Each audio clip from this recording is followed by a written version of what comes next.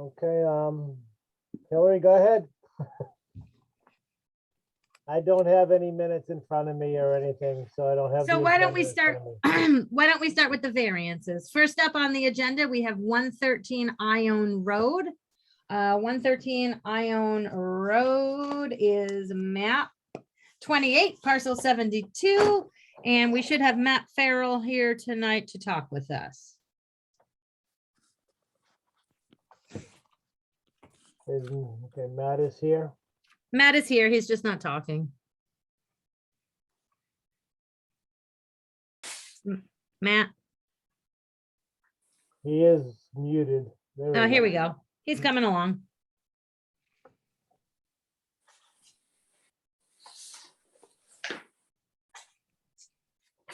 Can't hear you, Matt.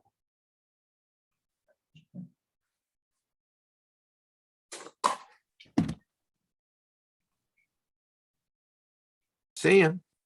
You look great, Matt. Go ahead. You can talk now.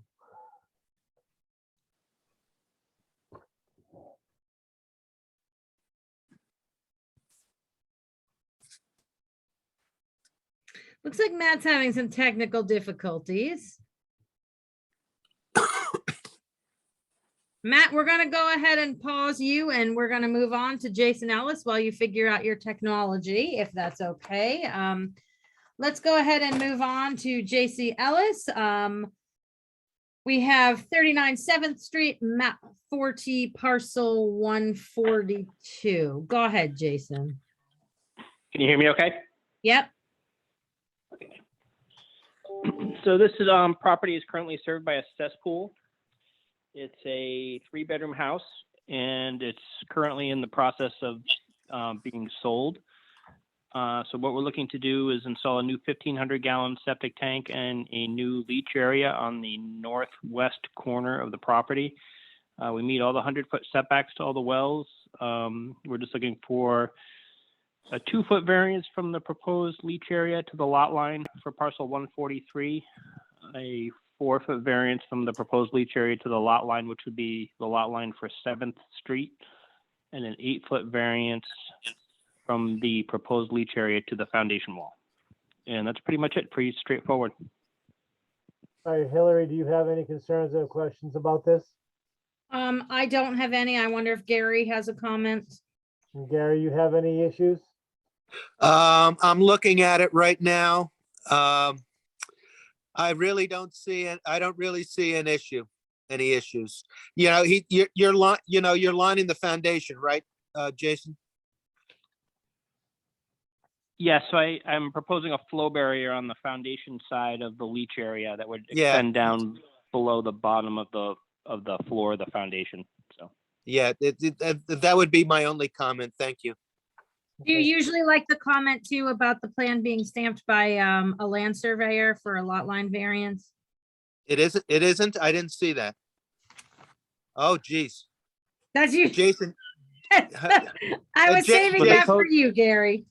thank you. Thank you. It's been a long day. Jason, you got to have a surveyor stamp on this, right? So my understanding is that it's anything less than a 5-foot variance. So if it's less than 5 feet to the lot line, then it needs a land surveyor stamp. Anything 5 feet or greater just needs to reference a plan. So Right. And you got that plan reference? yeah, on the lower down by my stamp, there's a survey plan book 5493. So Yeah. Now you're going to have a surveyor stake this out, though. yeah, we can do that for sure. Yeah, because it's so close. You know what I mean, brother? Yep, that's fine. Okay. Those are my Janet, you got comments. any Thank you, comments? Hillary. Yeah. Janet, you got any problems? Good, I'm good. Okay. Could I ask for a motion? Sure. I move to approve the JC Ellis Design Company plan dated 9/16/21 and grant the 3 variances requested in the letter of 10/12/21 for the upgrade of the septic system to serve a 3-bedroom structure, a grandfathered non-conforming dwelling with respect to nitrogen loading, subject to the following conditions: design flow to be limited to 335.64 gallons per day to serve 3 bedrooms, no increase in habitable area or conversion of use without Board of Health review, well water testing, and deed recording, please, and the surveyor to stake out the SAS. Could I have a second? I second. All in favor? Aye. 4, I nothing. think Nick is here. Nick? He's is just here? muted. He's the 896 number, right? And didn't you say that Good, he his was wife gonna be and- away. Yep, yep. He said he'd he's call here. in. Yep, Okay, he's perfect. calling in, but he's muted, so he just has to unmute.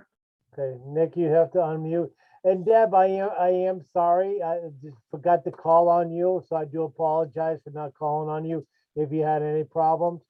No You know, problem. It's been a long time since I had a 5th person, so I apologize. I will question you from now on, okay? Sure. All right. All right, so Jason, you're all set then. Thank you. Thank you very much. All right. Matt, can you talk yet?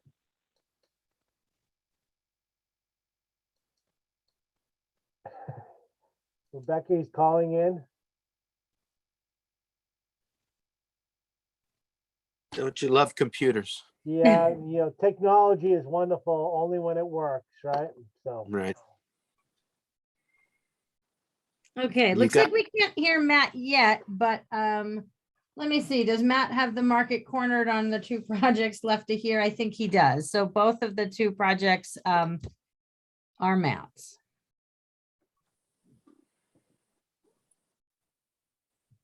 You can hear us, but we can't hear you.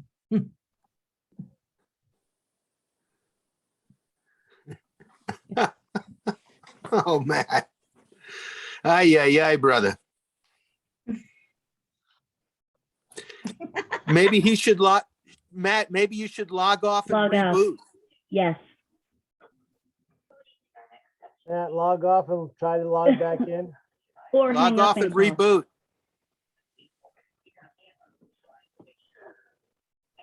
Maybe write a note so we can understand you. He's not the 896 number. He's not 896, right? Are we sure?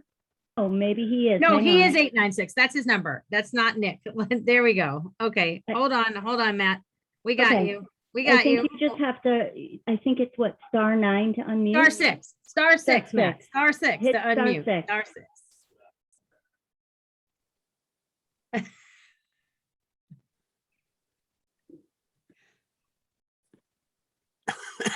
Oh, man.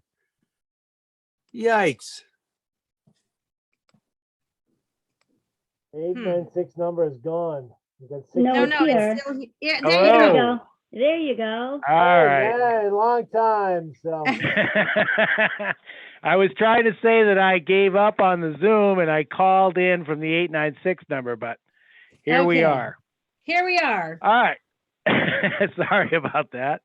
So 113 Ione Road. We have an existing 4-bedroom dwelling on an 11,000 square foot lot. The cesspool system that's there has failed.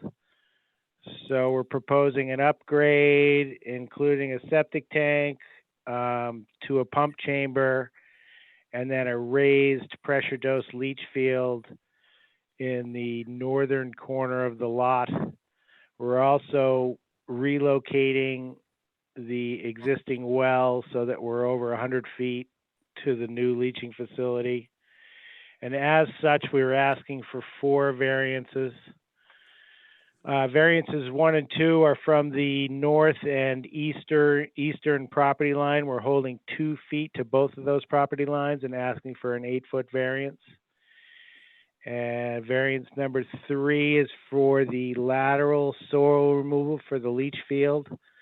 It's supposed to be 5 feet. We're holding 0 feet. We're asking for a 5-foot variance there. And basically that is because it's a leach field and all the, no lateral leaching is proposed with the system.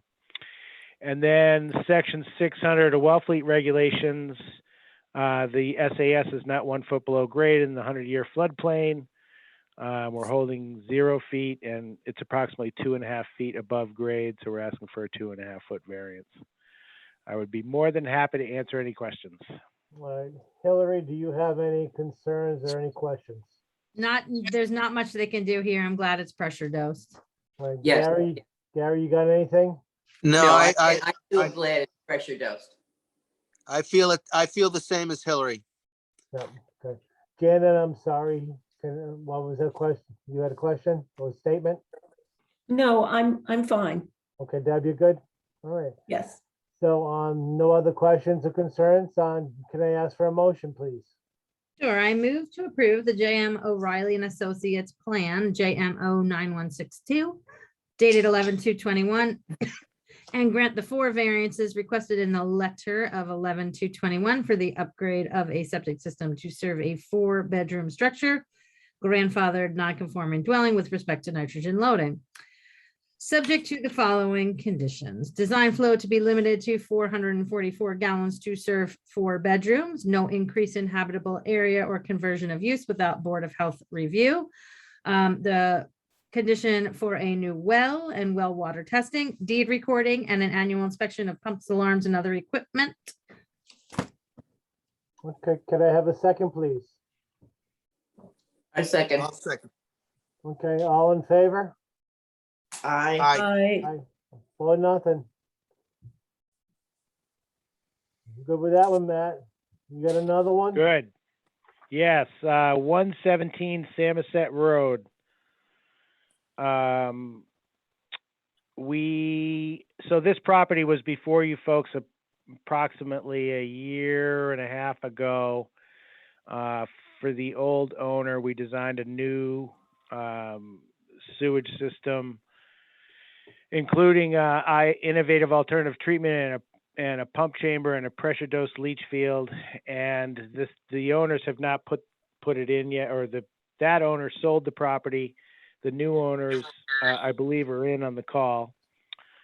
And they're proposing to tear down the existing house and build a new house. And basically, the septic system design has not changed. So we're not asking for any new variances. They're all the same. Basically, we're asking you to look at and review the floor plan to make sure, well, there's an increase in habitable space in the house. And that is why we're here, so you folks can review that. Basically, there's 3 bedrooms in the existing house, and there's 3 bedrooms in the proposed house, 1 on the first floor and 2 on the second floor. And I would be more than happy to answer any questions the board has. All right, Hillary, what are your concerns? I don't have any concerns. It's a 3-bedroom going to a 3-bedroom. The lot is small. We do have a plan already approved with variances for the alternative treatment. There's not much more we could do here. Could we make a suggestion with the increased footprint? And the area is such a fragile, delicate area being located where it is. And the extension of the habitable space is going towards the coastal bank. So it's the patio that's being converted to a possible basemented part of the house. Is there any way we could suggest strongly an enhanced IA in this situation with this size lot and with the increased habitable size, just to get a little bit more mitigation of nitrogen involved? That would just be my suggestion. I realize we have regulation as of yet, but I just think this lot is a perfect example of the need to really say, what is the best thing for this gorgeous new dwelling that's going to be put there? And it is lovely. And they've utilized the lot so very, very well. And I just think for the longevity of the enjoyment of the family and their loved ones, an enhanced IA might be the perfect spot for one. Where are you, Matt? Yes, Go ahead. we do have IA proposed within the sewage system as designed. IA. and I realize pressure I'm talking about enhanced IA, Matt. I'm talking about the project that we have passed at town meeting where we would financially assist with the addition of enhancing an IA with So- some nitro or nitrex system. You could better explain it, Hillary. Yeah, I was just gonna say, Matt, there's a new technology of these enhanced IAs coming onto the market. They're in provisional and piloting with Mass DEP. There's nitro, there's nitrex, there's the layer cake, there's the tank model that George. I was Brian- I sat in on it, Hillary. Oh, good. Okay, so Good. I think what we're asking you to consider is with the increase in square footage, could you talk to your clients? Possibly they might be interested in one of these systems that will reduce nitrogen more than the standard IA with their proximity to the water. To see if they're interested. Well, they are on the call, so we could to speak to them directly, or if it's something that you guys want to continue. I don't know where we would put one of those systems on the property, because it is very small. And just, I'll talk a little bit about the new house. First of all, we have been approved by conservation. The new house is a total flood compliant structure, very, very green structure with solar panels on the roof. There's no oil heat, very, very good new technology that's going into the structure. So I they're not going to use the basement for anything other than storage. It's just simply first floor and second floor space. The basement is just kind of a flood capacity area. And I did sit in on the system about the different technologies tonight, and I don't, because the problem with this property is we're not changing the grade at all. So we built the system in the hill on the side of the house or to the south of the house. If I don't know where we would put like a secondary leach field. It's So, a small lot. Yeah.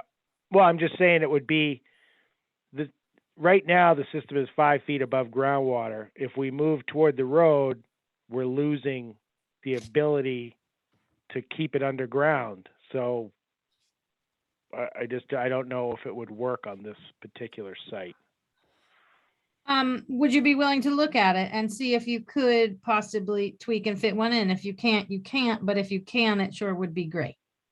And I think especially because the owners are so aware of the fragility and the mitigation needed for that lot. You're doing so many things in building. You're going above and beyond the call.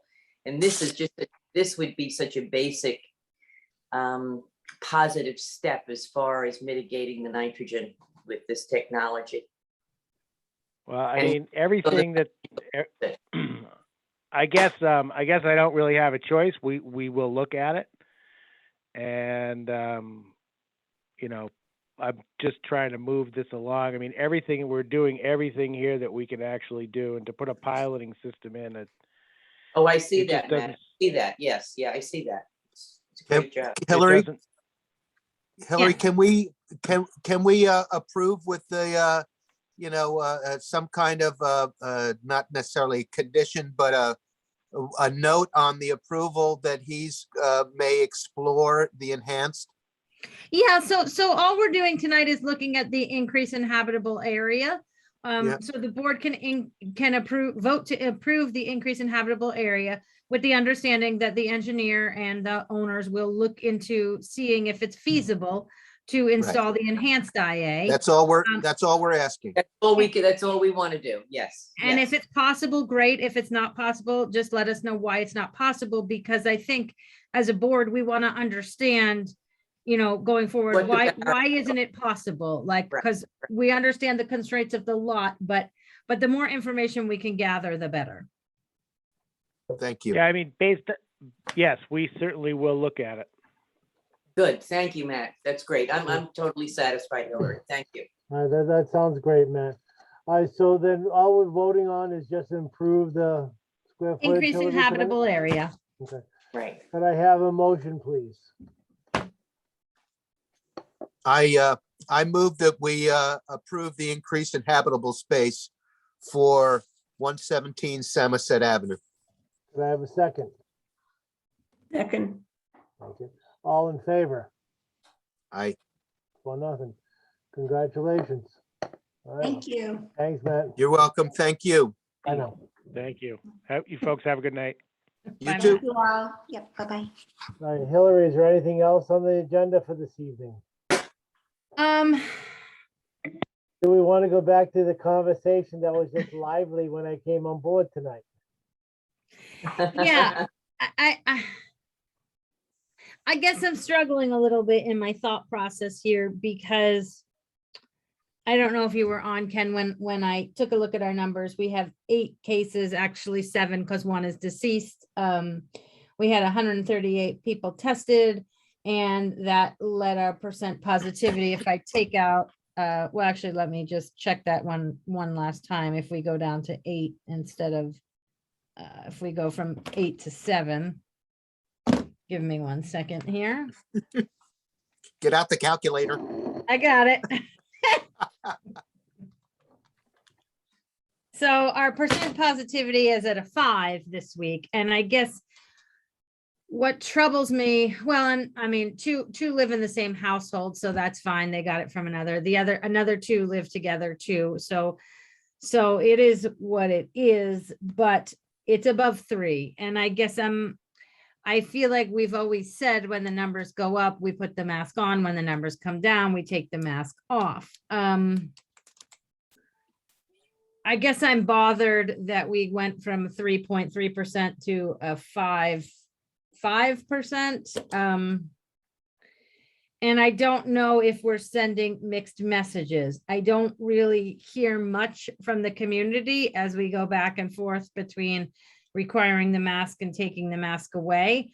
But it was just on Friday when we had the meeting and lifted it, and now it's Wednesday and we're going to look at putting it back on. So I think that was one of the more logical statements that were made. It was made last night, is the on again, off again, getting the public confused.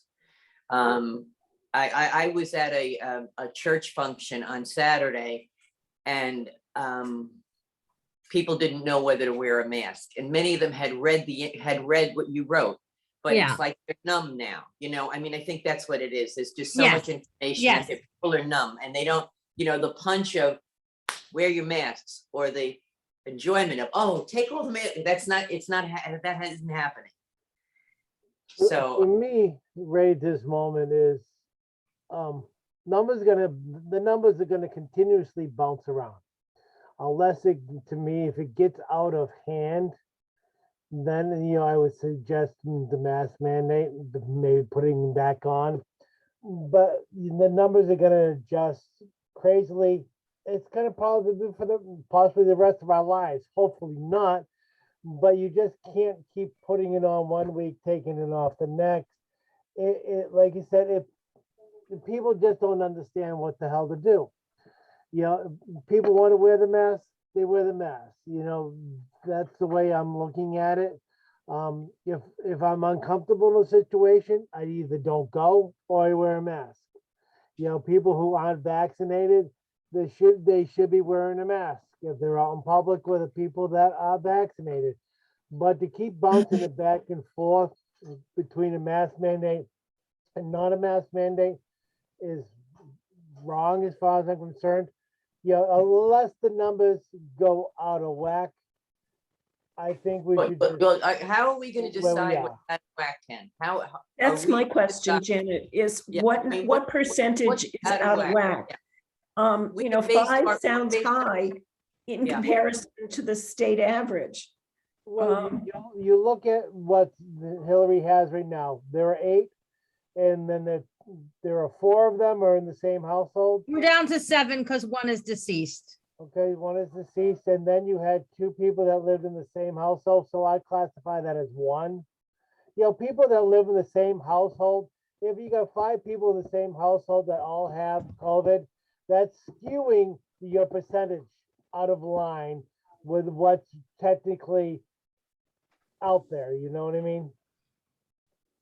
So, Hillary, Oh. what is the guidance the state has used in the past? Well, they say if it's 3 between, above 3, then there is not containment. So below 3, there's containment. Above 3, there's not containment. Right. So we're well above containment. 2% above, but it's also a function.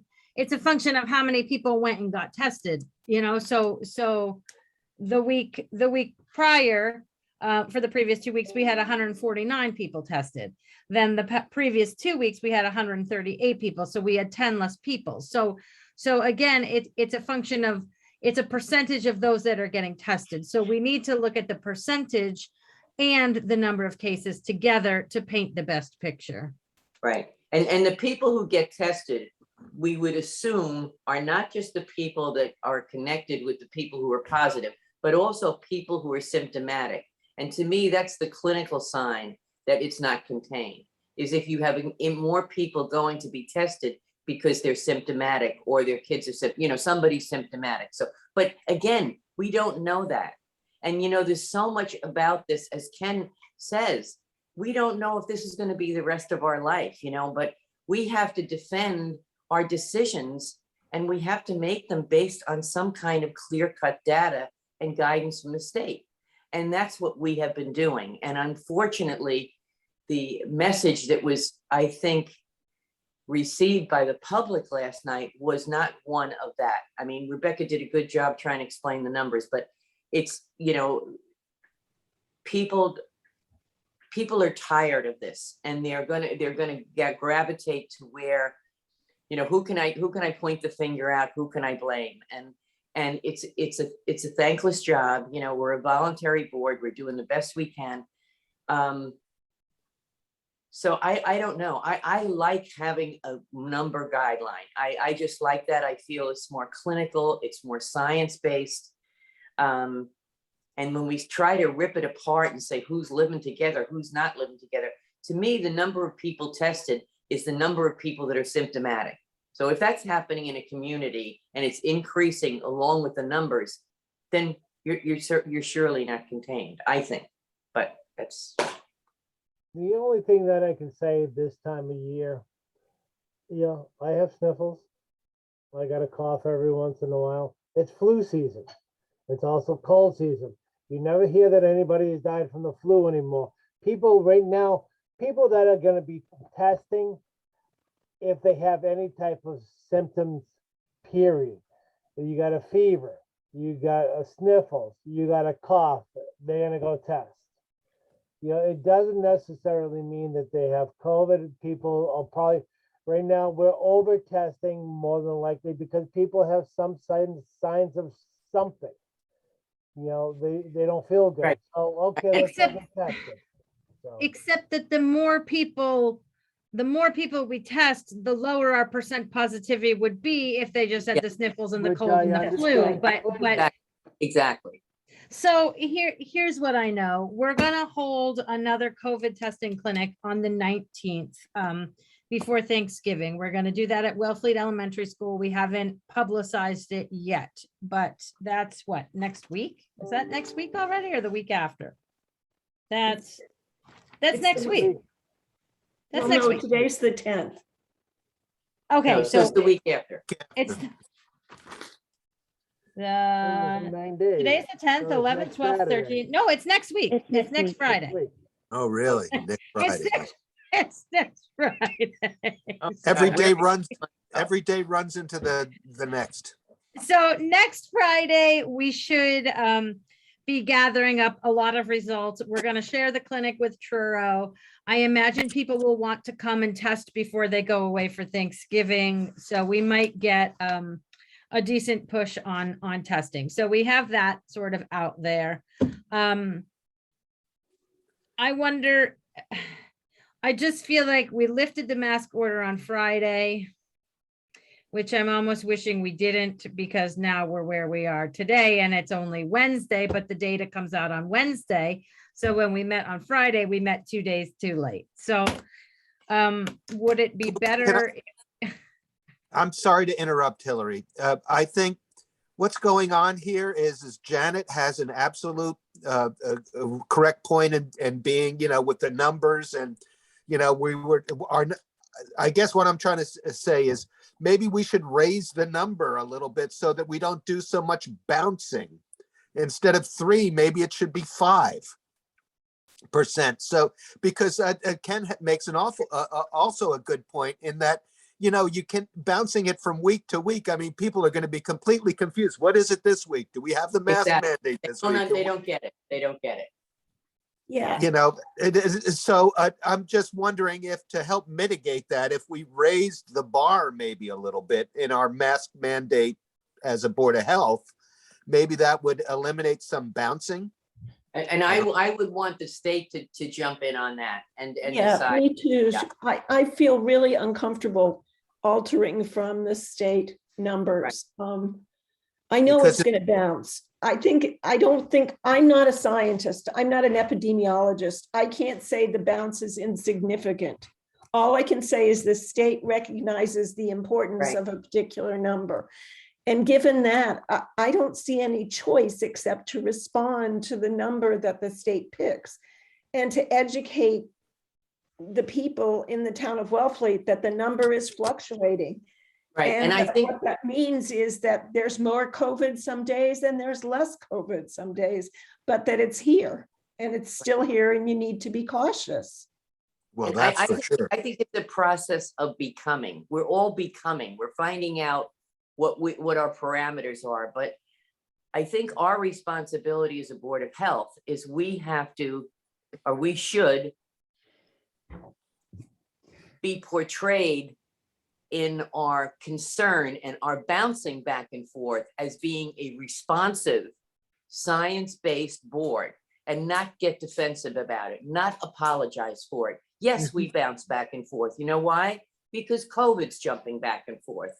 And our Right. job, our mission is to protect your health. And I think last night, the aura at the meeting was one of, let's point the finger at somebody. Let's do it to the Board of Health. They're bouncing back and forth. And I think instead of that, we should be proud that we met on Friday and it was 3.3. And we should be proud of that. And now we're meeting on Wednesday and the data came out and we're going to respond to that. I agree. Would I they want agree. us to do anything else? I don't think we should be apologizing for it, is what I'm saying. You're Right. never going Oh, to make certainly. everybody happy. That's true. Yeah. Very true. That's true. And I do agree. I just feel like I wish Friday wasn't Friday and Friday we had the meeting on Wednesday, because it would feel better if it were a week away, but that's not the way this happened. But I think you're right. That's We- not what we- happens in life. And Yeah. instead of saying the quote, the Board of Health, we had to do everything during COVID, like with the mask mandate, and the Board of Health didn't do that. The Board of Health, if I recall, were the ones who made the rounds in the town hall and attempted to educate the boss there about the use of masks. And we went in there, it wasn't pleasant. The exchange was not pleasant.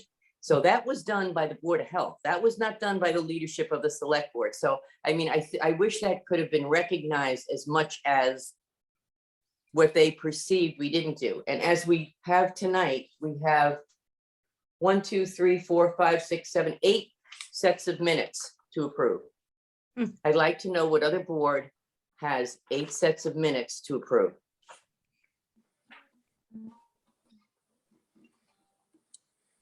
And I think you're right, Janet. I agree. That's why I We're- like.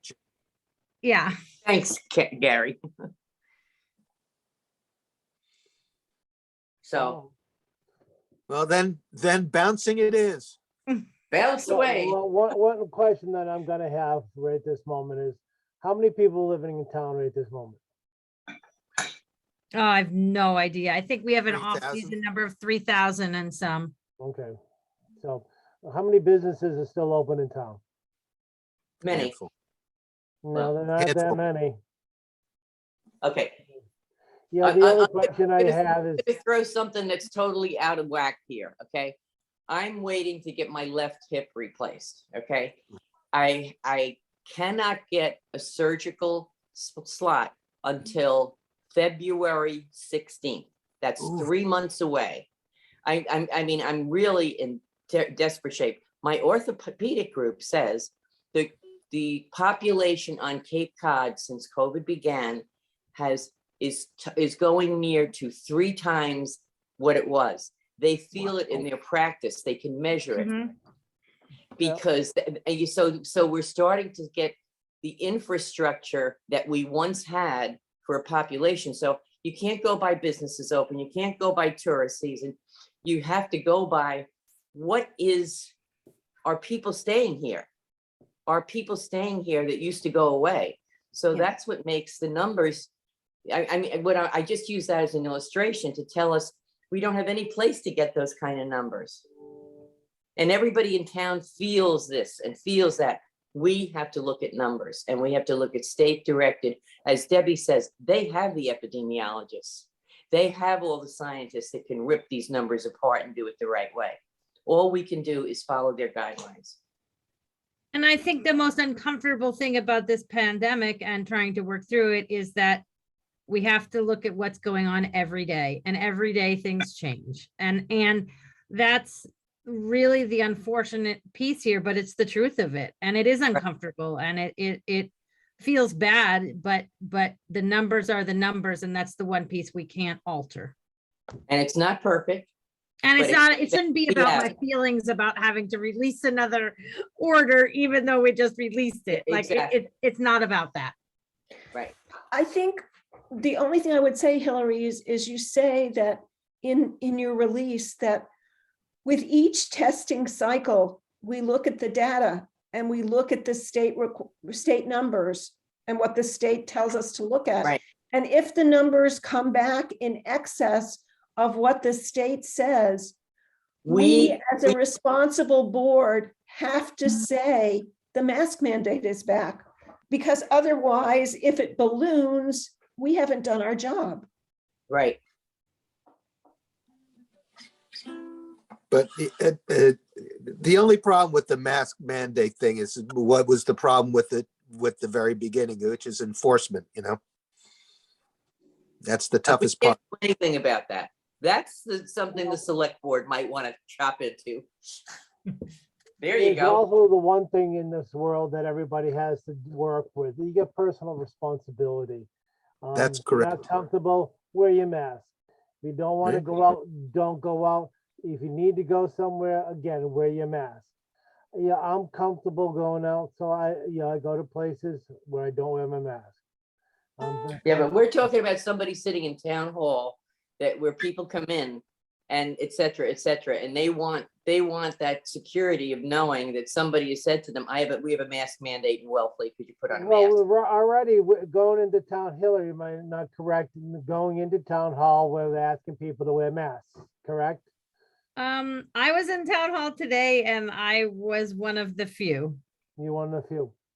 But we were asking people that are coming from the general public to wear their masks, are we not? Isn't there? Yes, we are. That's what we asked.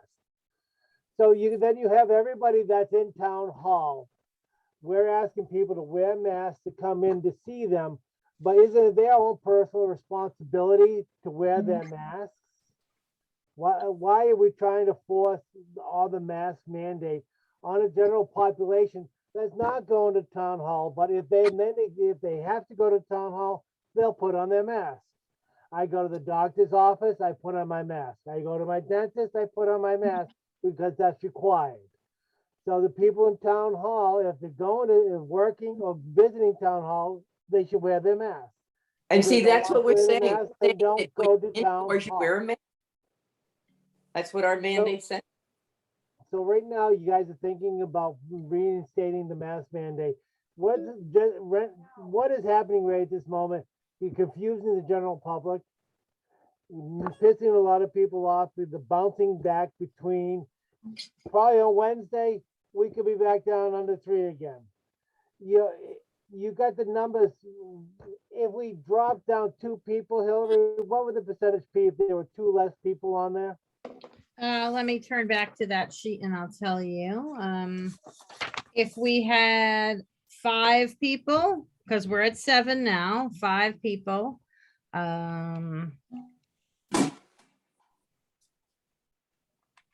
It would be 3.6. 3.6, yep. you got such a small 1 or 2 number changes our percentage greatly. And I just don't think the general public wants to see us bouncing like that. They would like to try to see Agree with to that. me, the Board of Health is a steady influence of where everybody should be going. Not, I understand COVID is a terrible thing, but you need to have a steady calming influence. The Board of Selectmen last night, Janet, was not a calming influence. The Board of Health is a calming influence. We're paying attention to the numbers, but I think bouncing around like this, 1 week mask mandate, the next not mask mandate, does not instill confidence in what we are doing. And that's my opinion. Right, and all I'm saying, Ken, is we have to use what we have. We have to use the tools. Janet, I agree. I Not agree with perfect. you tenfold. I agree. But the sometimes the numbers, they will work, sometimes they're not going to work. But to go between, you got 8 people this week, maybe you have 4 next week, after that, then maybe up to 6. To bounce around like that, to me, is absurd. To change from going mask to not mask, mask to not mask. I think the only way is if it goes like next week when we meet. Are we meeting next Wednesday, or what are we doing, Hillary? Well, I'm just we- thinking, Should we do we're these not, things? we're not scheduled to meet next Wednesday. We're not scheduled to meet next Wednesday. We could meet next Wednesday, and in the meantime, I could Explore with the state. I Yeah, could yeah. reach out to the epidemiologist at the state and seek guidance on the 3% versus the 5%, because we have seen numbers that say 5% is on the way to containment, but we know that we're higher than we were last week. So maybe I can drill into the state. We'll meet again next Wednesday, and I will have some more. Technically, what if we wanted to do is, if you find these numbers and then you get the what they're talking about, well, it has to be in Wednesday because the numbers or whatever. Why don't we technically say, let's meet next Wednesday? If they don't like the numbers where they're going, especially when you get the new numbers for next week, then maybe consider putting the mask mandate back on. But, truthfully, I'm trying to give people the calming influences in town. Right. I think you're right, Ken. That's the Yeah. best way to go about it. Leave it as status quo for this week. If we have to jump into it next week, if it goes up to 8, 9, fine. But it's, to me, that's still a containment number because there aren't that many people. Well, Gary's original idea was, can we look at the number that we use as our criteria? Good. I agree. And I think if we get the scientists, the epidemiologists to support that, let's look at that. But I think the notice that should go, I think something should go out as what Debbie said. I like what Debbie said, that this is what we're using. This is why we're sorry. It's been bouncing back and forth. We're in the process of exploring with state epidemiologists if we can alter the range of concern.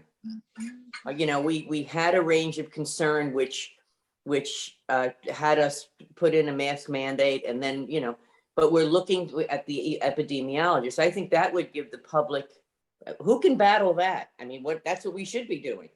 Well, I think that's as much as we can do. And thank you, Yeah, Hillary, well, we for can do. doing Yeah. that. Yeah. Okay, Thank so I think what I'll do is reach out to the state and to Vera at the county, talk to them about this 3% versus 5% and our number of cases, and we're trying to be logical and thoughtful and scientific in our response. Yes. In the meantime, I think we should hold off in sending out any messaging, because I don't want to bombard people with messaging that's going to annoy them. So I think in our next message, whether we put the mask on or we take the mask off. We explain a little bit more in the email how we make these decisions. Yes, but you don't think we should even send it to the select board? I think this, Well, I don't mean public, but I mean the select board. Well, I think the first thing that I would do for the select board would be to tell Rebecca that the Board of Health can't legally meet on Monday night. So could they respectfully reschedule their meeting to a time when the Board of Health could be present? And we Okay. can notice it correctly. Yes, Right, so that we have to notice it right. We do. yes. And the selectmen have to understand that. You know, Ah, What do you mean, Gary? I don't, I'm not getting they that. have to understand that we have noticed, we have open meeting law, we have the stuff we have to I see what follow. you- Okay, I didn't know how you were using the word. You notice. just I can't, see. you just can't be calling meetings willy-nilly and it with the Board of Health or whatever. I mean, this is it's Right, we're a right. little more official than that. Especially about a topic we've been so diligent in talking about every Yeah. week, like Yes, for as long as I can remember. So, If so they want to make it official, let's make it official. I agree. I agree. good So job. I Gary. will peck off an email and send it to the select board, letting them know we see they've put this on their agenda, but we respectfully request that they reschedule to a time when the Board of Health can attend. And to meet the open meeting And in the law. meantime, the Board of Health continues to meet weekly, evaluating the percent positivity and the number of cases in town and where the cases are Yes. located and in what age group, so we can assure them that the job is being done based on scientific whatever. Excellent. Okay, that's- and when like that? do we want to suggest that they hold their meeting with us? Because the next Wednesday is the day before Thanksgiving, which we're not gonna do. I would say that like in the beginning of December, that way we'll have our correct timing on the noticing. Okay, so is December 15th would be December 8th would be our regularly scheduled meeting. Do we want to suggest that they find time on December 8th at 5:30 to talk with us? Yes, that would be best. Rebecca, how do you think that will go over with them? Not well. Well, but we have to give proper notice and Yeah, we're not going to meet I- Thanksgiving. And we I have to be agree. present as a board. We have a full complement. Yeah, they were having a hard time trying to do their own schedule last night, so this extra meeting is gonna be. And then you Well, had some but- select people that said, we're not coming because this is the Board of Health's job. It's not our job. Well, Rebecca Eldridge, how do you think that's gonna go over if we suggest Wednesday, December 8th at 5:30 when our full board can be present? I think that's great. I think, no, seriously, I think that last night they weren't very respectful to what you guys do. And I think the only way to kind of rectify that situation is to meet with them together. And so they understand why you do what you do and make the decisions we that do. you make. Yeah, and it's not like you're just willy-nillying all of this stuff. I mean, I've listened to both boards and, they need to join forces with you. Be quiet. Thank Okay. you, And there Rebecca. was no scientific basis last night for No, their selection of a mask mandate. There was no science mentioned. It was feelings. Hillary, I have a question for you about that. Can technically they don't have the power to enforce a mask mandate in this town. They don't have the power, they don't have the authority to enforce it, but they would delegate their authority probably to me and probably to the police chief and the police Okay. department. So they're. But I tell don't you- know, I guess the larger question is, do they have the authority to make a mask order when the Board of Health is charged with not public health in one. the town? Like there's statutory requirements that a Board of Health follow. Yeah. I So, would need to look at the statutes and everything before I could give you an answer on that. I'll be glad to look. Thank you. That would Thanks, be Debbie. great. Yeah, Yeah. I don't want to look at statues. I'm sorry. Debbie said she would do it. And I guess, Hillary, it was wonderful talking to you last night, but it's kind of like, it did wake me up. I'm up at like 5 o'clock, I work all day, bust my ass, then I come home. I was getting tired like 8:30.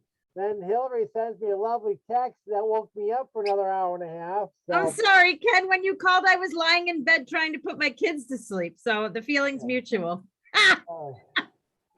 but so if they, well, hopefully they'll calm down and maybe come to their senses and not vote on that next Monday. Are you going to be on this meeting with them next Monday, Hillary?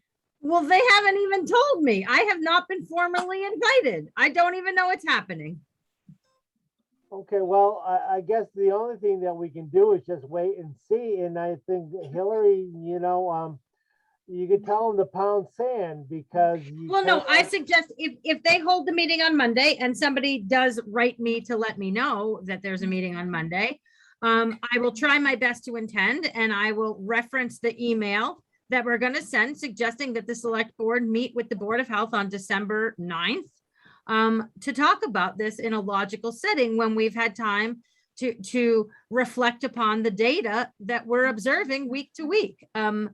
I don't think we want to jump into a mask order if we don't have to. We have to weigh the options and do it in a practical way. So, I mean, they should want their Board of Health present, who's been living this week to week, to talk about it. I mean, I will not offer any advice to them either way without the board present. I'm not going to play these games with them. I'm frustrated by this. You shouldn't. You should do. definitely should be, yeah.